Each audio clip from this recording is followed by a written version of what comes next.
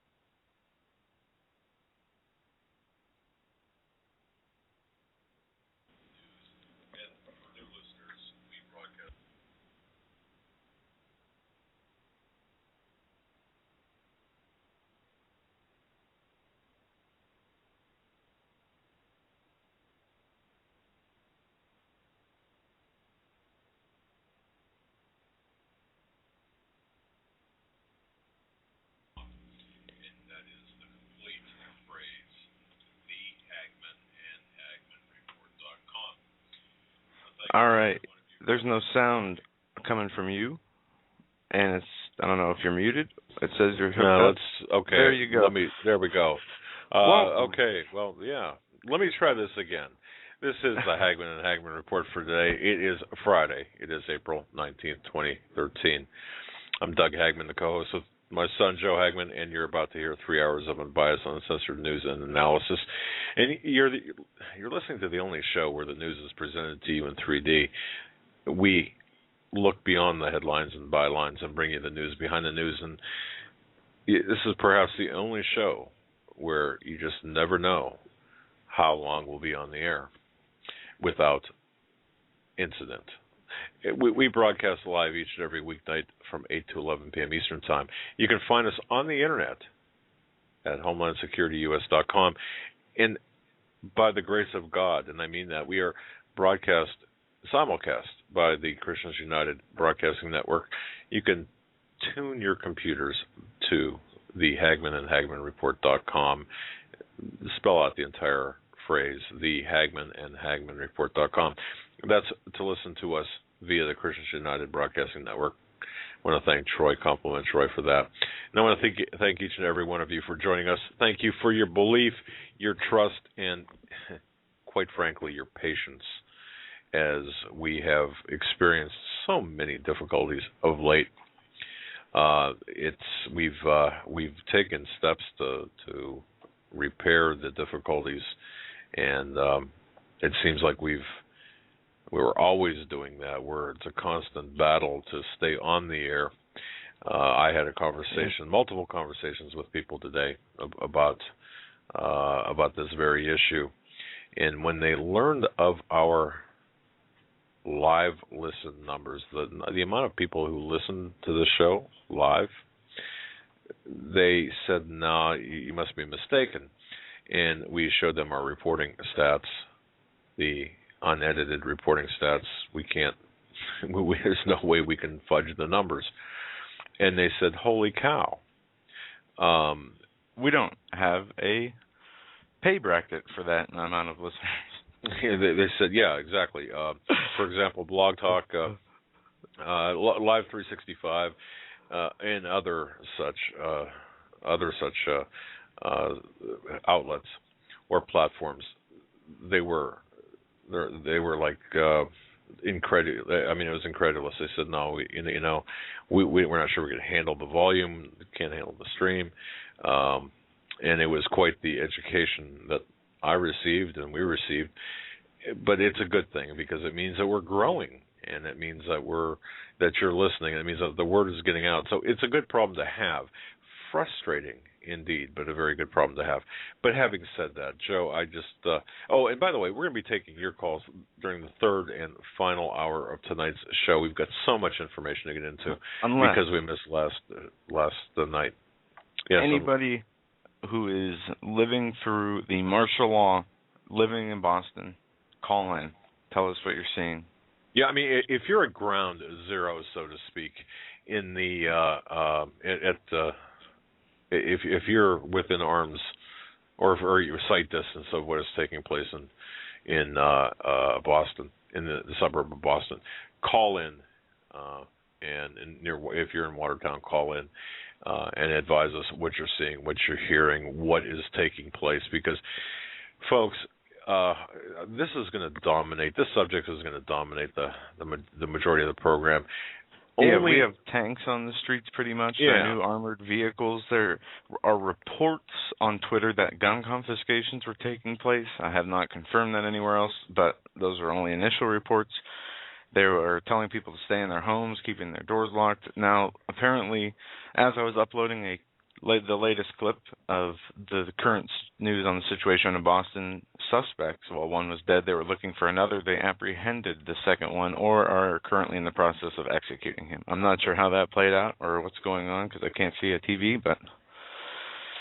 Yeah, actually, I'm watching the monitor here, in the studio monitor, and if I swing it to you, it would cause probably a cable issue. But the bottom line with this is, I guess we could take it from the top. Here's the timeline of events, and really, with all the speculation, with all of the, just all the what we should do here is, because the suspects, the two they say are the ones carried out the bombings, I haven't seen any videotape of them dropping the bombs. They obviously have surveillance tape of the whole situation, which they're not releasing to the public for some reason. But I want to see proof that these two gentlemen put these backpacks down and walked away, and that's what detonated. Is that too much to ask from a place that was obviously surveilled by more than one camera? No, a place that had military people there monitoring it? They do have still videos of still images from the videos taken of the two suspects. And let's just be real clear here right now. Here, just so everyone knows, suspect number 1 who is deceased. His name is Tamerlan Tsarnaev. Okay, Tamerlan Tsarnaev. That's suspect number 1. That's the older of the two brothers. He was dead. Suspect number 2, Johar Tsarnaev, the younger brother, now, in a potential gunfight with the police and the paramilitary forces on Franklin Street in Watertown, Massachusetts. This at 8:08 p.m. Eastern Time on April 19th, 2013. According to the latest reports, the younger of the two, Johar Tsarnaev, is held is captured or surrounded in a boat that is parked in the rear of a residence at 67 Franklin Street in Watertown, Massachusetts. Picture, folks, if you will, a boat covered, winterized, covered with a tarp on a trailer, parked behind the residence. And now it's interesting because prior to the police checked this boat apparently earlier because there was blood stains near the door or near the boat or somewhere around the boat, and came up empty. This is the first report, and then was called back. Police were called back to the scene a short time later and observed a man believed to be the suspect inside underneath the tarp and moving around. So definitely alive, although allegedly wounded. But let me just very quickly, and then I'll turn it over to Joe and open the discussion up here. The entire series, this latest foray of incidents began at 5:10 yesterday when investigators released photos and video. And as Joe pointed out, the video was limited, but videos of the two suspects. So therefore, at 5:10 p.m. yesterday, the photographs and the video was released. And therefore, at least in the suspects' minds and those who knew them, they were identified as the suspects. At 10:30 yesterday p.m., and this is all Eastern time, MIT campus police officer who was responding to a disturbance was found shot in his cruiser, apparently by the suspects. Now, he was later pronounced dead. Minutes later, two armed men reportedly carjacked a Mercedes SUV in Cambridge. Okay, can you stop and back up a sec? Yeah, I can. Yes, I can. I did not hear about the cop officers being killed. Can you go over that one more time, just that part? Well, okay.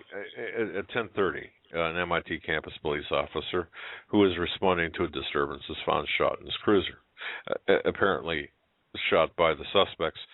He was later pronounced dead. Now, there's a whole subplot to that, of course. I'm just going over the highlights, and we'll get into every highlight and every inconsistency or every aspect of this as we go through this.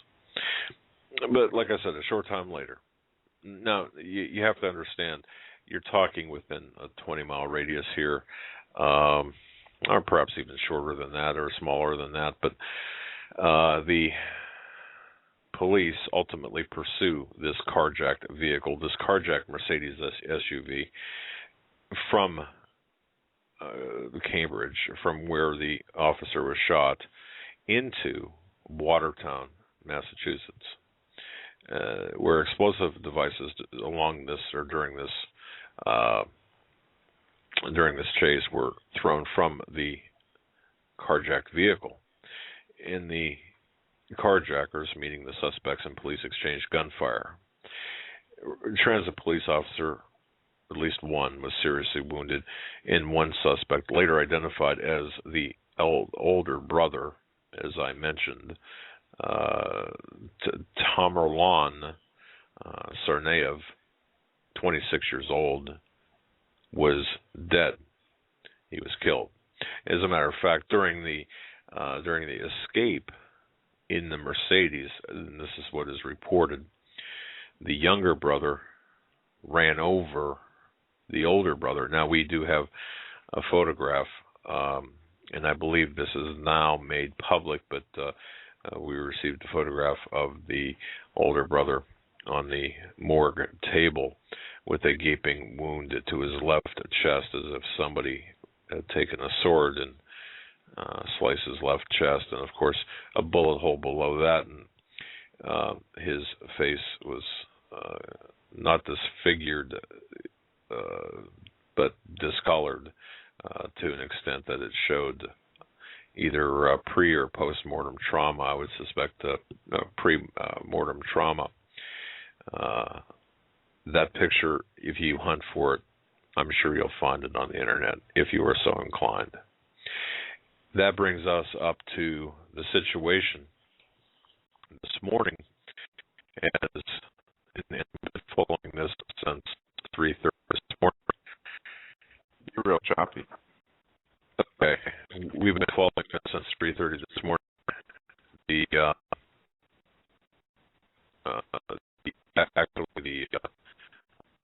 chase, the manhunt, the essential martial law.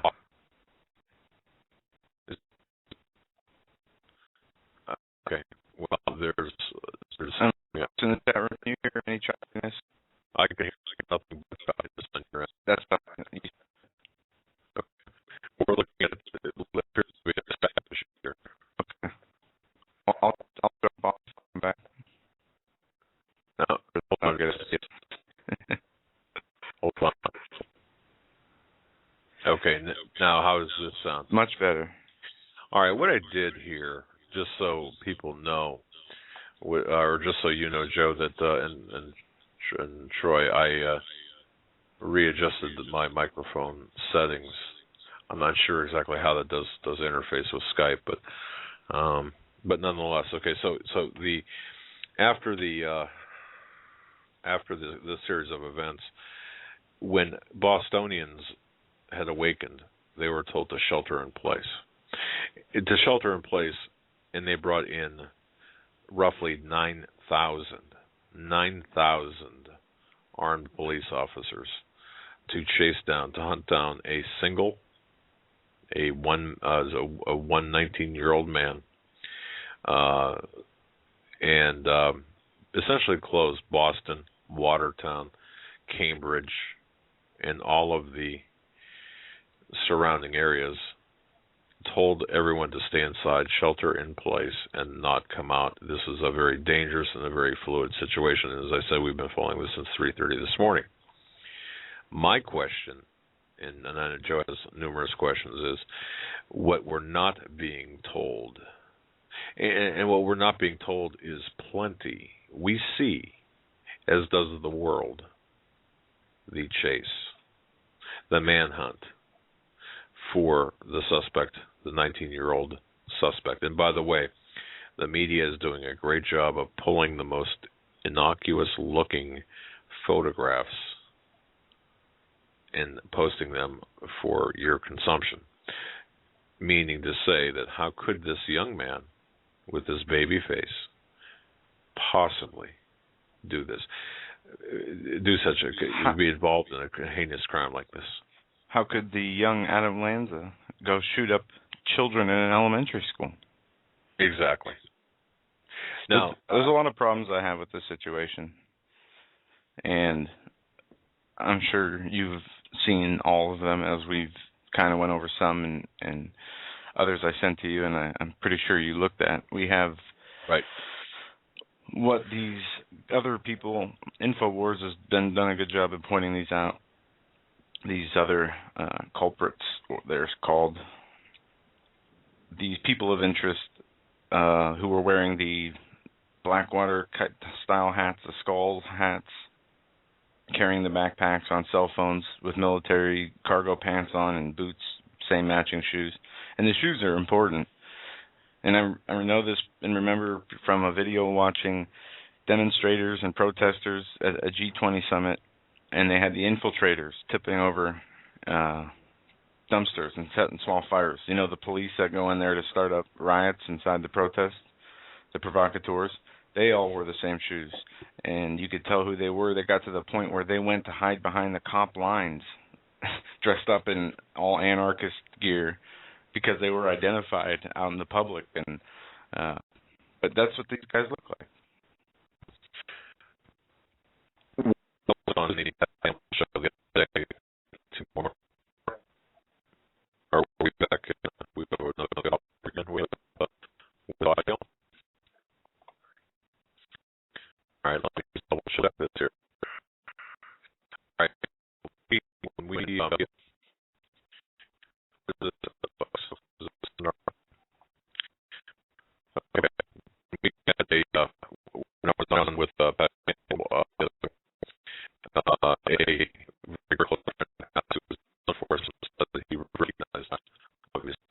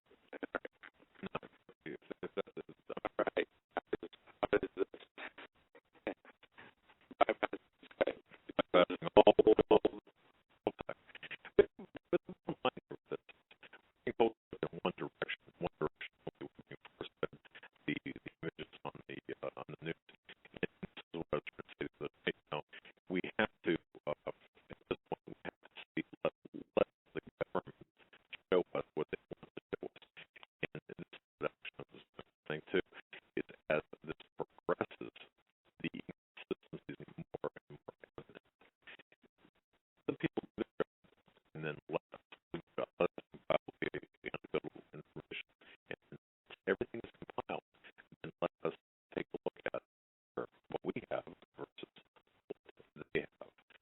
And then we can, once they commit a narrative, then we're able to, at that point, formulate and then present reasonable questions as to what this is about. And one more thing, the backstory here that no one is given is Obama and the politicians are they covering up a Saudi Arabian link to the Boston Times. Okay, we can do that. So just we're gonna yeah, ladies and gentlemen, we're gonna have to hang up, call back, and it should be good. all right, we can do that. Folks, stand by. We're going to be right with you. We're going to take a short break. Going to be right back.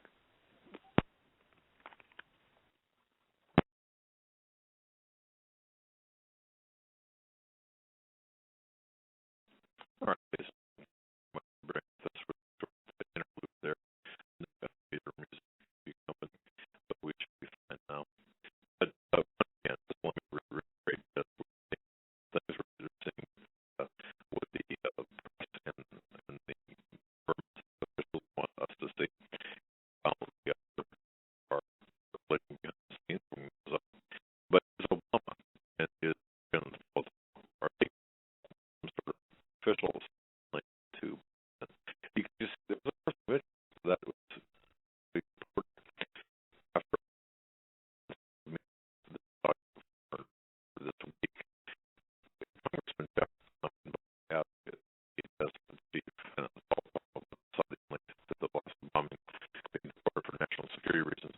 Napolitano, meanwhile, denied any knowledge of anyone being deported, especially anyone being deported with respect to this particular incident. Meanwhile, the government, in particular, the law enforcement, DHS in particular, have been trying to make Boston a lone wolf type of terror scenario. In other words, no one else involved, just this person or these two people. The so-called Saudi person of interest, suspected in being involved in the Boston Marathon bombings, is being, I erroneously said has been deported, but is being deported next week, apparently on national security grounds. Now, this is quite unusual. There was an unscheduled meeting yesterday, this would have been on Wednesday, an unscheduled meeting between Obama and Saudi Foreign Minister Prince Saud al-Fadl. And was perhaps an attempt to cover Saudi connections to the Boston attack. And this is one of my authorities are scrambling officially straight. Because if you remember, there were images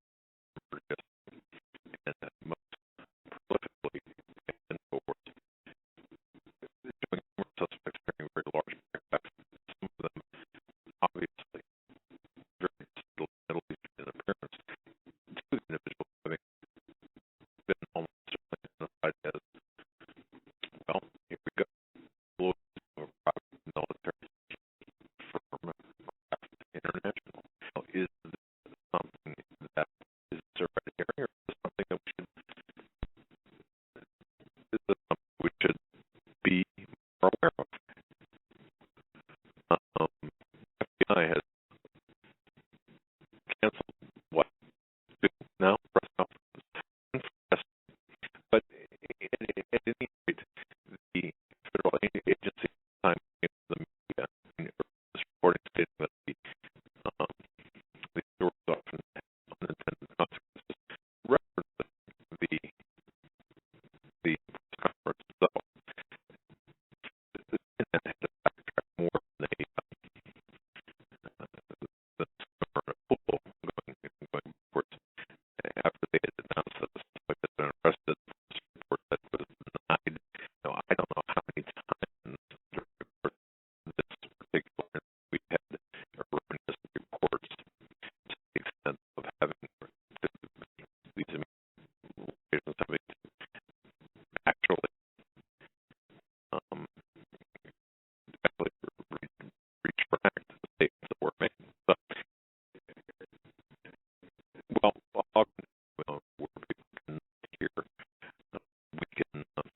just continue for those in the event that we can.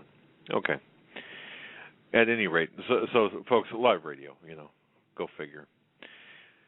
Now, Steve Emerson appeared on television, I believe it was today as well, talking about the person of interest, the Saudi national, first suspected of being involved in the marathon bombing attack. He was talking about Abdul Rahman Ali al-Harbi, and we had mentioned him briefly in previous programming. He is the individual who is scheduled to be deported. Al-Harbi, of course, was put under armed guard. That was the guy, by the way, that was put under armed guard in the hospital. Remember the story about that? And he was visited, by the way, by diplomat and later had his apartment raided by federal and law enforcement agents. This goes back, folks. This goes back actually a family. Loosely, I shouldn't say this. Family. Florida. A week before. Family. In fact, it was reported like the food on the table. It was on the stove. This person and somebody that are all tied together in some way, shape, or form. But in the event that this suspect is deported on national security grounds, again, it's not actually, but rarely happens. The news, even more important, tellingly, the news was announced right after unscheduled meeting between Barack Obama and Prince White House. That happened on April 17th, 2 days after the bombing and 2 days ago. The meeting was not on Obama's public schedule. This is pretty interesting because this is, in fact, the way things are done with Saudi Arabia. You don't arrest their citizens, you deport them because you really don't want to embarrass them, and that's how things are done in Saudi Arabia, with Saudi Arabia. So just remember the long and extended bow of Barack Hussein Obama to the king. By the way, I was just notified here by Joe and also the producers who are working hard behind the scenes, just to let you know that Blog Talk Radio, our program, the entire system of Blog Talk Radio is being hit by severe denial of service attacks. Folks, that's out of our hands. We